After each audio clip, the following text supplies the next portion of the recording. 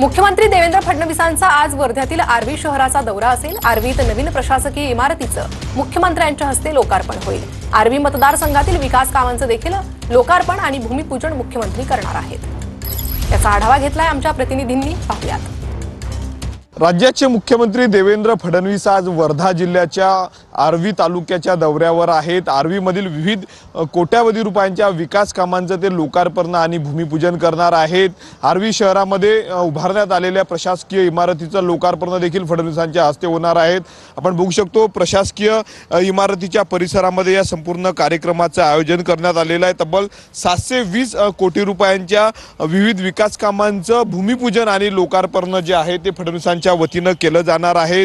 देवेंद्र फडणवीस यांचे तत्कालीन स्वीय सहाय्यक सुमित वानखडे यांचा हा संपूर्ण आर्वी मतदारसंघ आहे आणि या आर्वी मतदारसंघामध्ये जर आपण पाहिलं तर विकास कामांची पायाभरणी केली जाणार आहे, ज्यामध्ये भरगच्च असं कार्यक्रमाचं जे आहे ते आयोजन करण्यात आलेलं आहे। अत्यंत महत्त्वाचा मतदारसंघ जर पाहिला तर हा भाजपचा मतदारसंघ गेल्या अनेक वर्षांपासून मानला जातो आणि त्याच मतदारसंघात आज फडणवीसांचा जो आहे तो कार्यक्रम आहे। कॅमेरामॅन अनिकेत दातोंडेसह मी स्वप्नील उमाप, TV9 मराठी, आर्वी, वर्धा।